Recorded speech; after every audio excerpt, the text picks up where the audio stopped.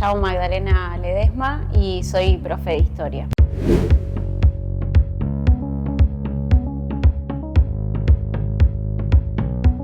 Qué pregunta difícil. Yo creo que, tal como lo indica al comienzo, un profesorado está más abocado a la docencia, pero sin embargo hay como otras patas dentro de la profesión que tiene que ver con la investigación, con el contacto con la realidad social, con otras problemáticas que exceden inclusive a tu profesión docente. Así que yo creo que tiene como varias aristas en el trayecto formativo, que inclusive pasa que tenés una parte que es muy académica por la formación misma histórica y otra parte que tenés entre la formación docente y la investigación. Como tres partes que se unen, que se unifican en algún momento.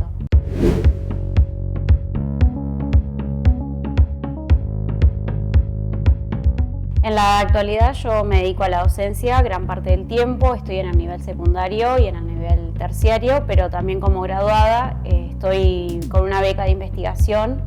otorgada por la Universidad Nacional de La Pampa, en la que desarrollo mi tesis de la licenciatura. Así que tengo ahí como dos partes que se van complementando. El proyecto de tesis que acabamos de presentar junto con mis directores es sobre los mecanismos disciplinadores durante la dictadura en la Municipalidad de Santa Rosa. Todavía está en un proceso de evaluación, así que esperemos que pronto se apruebe el proyecto para después iniciar en sí la tesis.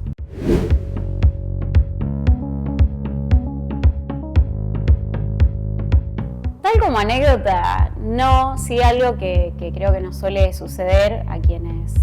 enseñamos historia es la confrontación dentro de,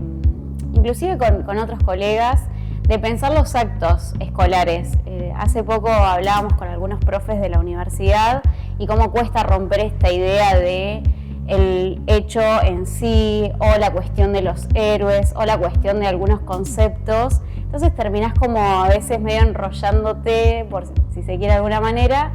con esto. Bueno, cómo pensamos algunos actos y sobre todo los actos patrios, el 25 de mayo, el 9 de julio.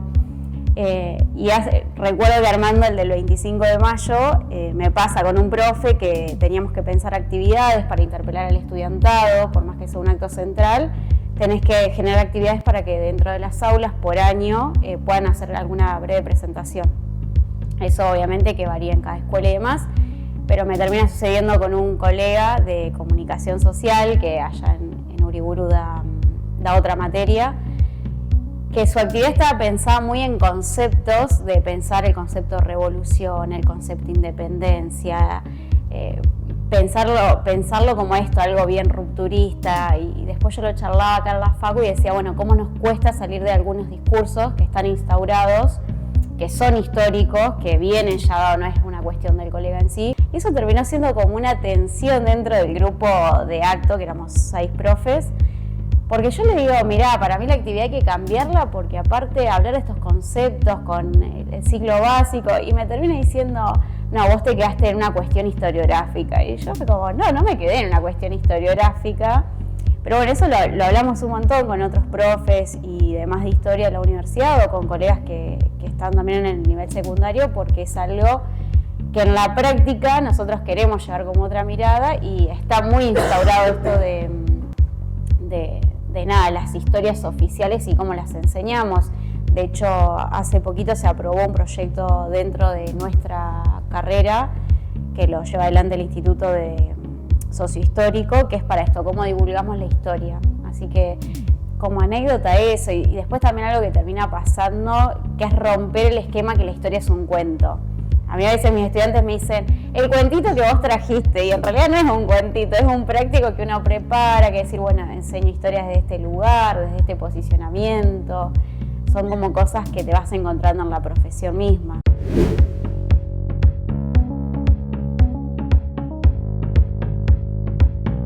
Sí, a mí la verdad es que la historia me encanta y yo siempre digo como esto, si de la historia algo que me gusta es que me permite pensar. No porque otras carreras no me lo hubieran permitido, pero es como tener el nivel formativo que me brindó la universidad y en eso como que soy gran defensora de la universidad pública, gratuita, laica y de calidad, me permite eso, y tener otras herramientas para poder pensar no solo proyecciones presentes, decir, bueno, ¿qué está pasando con esto? ¿Cómo puedo ver esto? Sino también para comprender otros procesos, inclusive las juventudes, porque hay una cosa medio instaurada como que a los pibes y a las pibas no les importa nada, no les interesa, y yo creo que tiene que ver en parte con su contexto social, y que si nosotros y nosotras no nos posicionamos, y que está bien posicionarse políticamente, hay que romper que la cuestión política es meramente partidaria, uno tiene posicionamientos políticos. Bueno, yo qué espero en este nivel educativo, yo qué espero para estos jóvenes, y a mí la historia en ese sentido es como que me apasiona, me permite esto, pensar, creo que me gusta mucho esa idea, pensar y construir, tejer redes.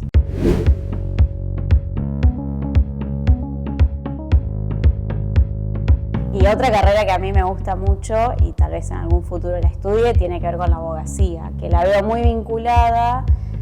no por lo jurídico, sino por lo mismo, que sea una disciplina que esté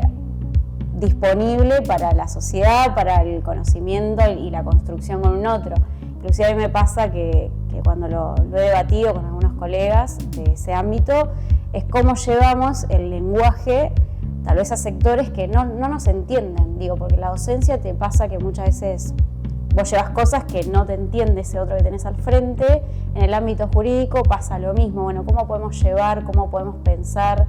sobre todo porque es una carrera que en cualquier universidad está pensada dentro de las sociales, no está por fuera de las sociales como acá, que está en económicas y jurídicas. Entonces creo que es una carrera que me complementaría.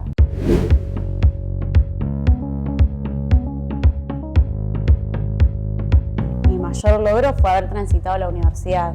sobre todo por mi historia de vida y por mi situación socioeconómica. Creo que la universidad me permitió eso, a través de programas de becas que tiene, poder estudiar, poder formarme, y después dentro de historia, que también es algo que me hace no arrepentirme de haberla elegido, es la calidad humana de los docentes, de los y las docentes, que no se ve en todos los ámbitos, y por suerte tuve muy buenos profesores que me acompañaron, inclusive en momentos en los que uno a veces quiere dejar, como decir, bueno, esto no lo voy a poder lograr, o estoy atravesando determinadas situaciones, y me sucede inclusive ahora que ya soy graduada y me encuentro con mis directores de beca o inclusive con otros docentes por distintos proyectos, y digo, qué bueno que existe esto, la calidad humana.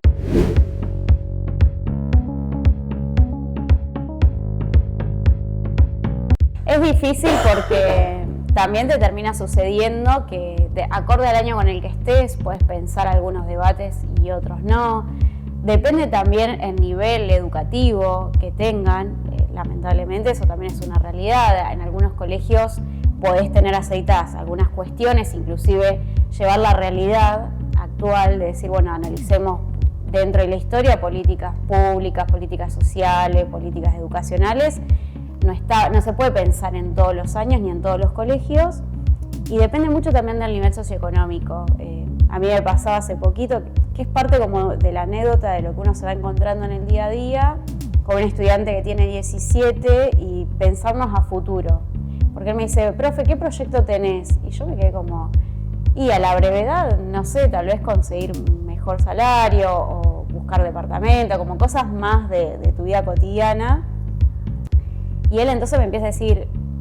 bueno, me dice, porque yo pienso el año que viene ir a trabajar en una panadería, poder ahorrar, diversificar mi economía y demás. Entonces hablamos, y estamos en un contexto que necesitamos primero educación, pero después también que no es muy favorable, sobre todo por él venía de un barrio periférico, es un barrio periférico. Entonces también esas como parte de anécdotas, que más que anécdotas son cosas que van sucediendo en el aula, que van nutriendo tu profesión, y que también te sirve para repensar qué es lo que vos llevas al aula o cómo lo llevas. Porque inclusive yo le decía cuando analizábamos el proceso del nazismo, recuerdo que una chica me dice en un momento, pero ¿cómo puede ser que lo hayan apoyado con todas las ideas que planteaba? Bueno, pensar cómo hoy las derechas avanzan y tienen un gran caudal de población que apoya, por lo menos inicialmente, después se va revisando, no se va revisando. Pero son cosas que sí, que suceden en el aula, que a veces uno puede llevar una clase y esa clase se va para otro lado, entre comillas, porque en realidad ellos traen también otras cuestiones. Y bueno, y a veces resulta que vos te quedás como, no sé qué decir respecto a esto, porque es muy difícil también politizar algunas cuestiones, sobre todo con lo que está sucediendo ahora, que pareciera que todo es adoctrinamiento, ¿no? Creo que eso sería como más que anecdótico, reflexivo, de pensar nuestra propia profesión, y sobre todo porque estás en constante con un otro, sea adolescente, sea un joven a punto de salir de la escuela, o sea inclusive entre tus colegas, que todos tenemos como formas de pensar, de nuestras historias de vidas distintas, que nos posicionan y muchas veces nos confrontan dentro de los espacios educativos.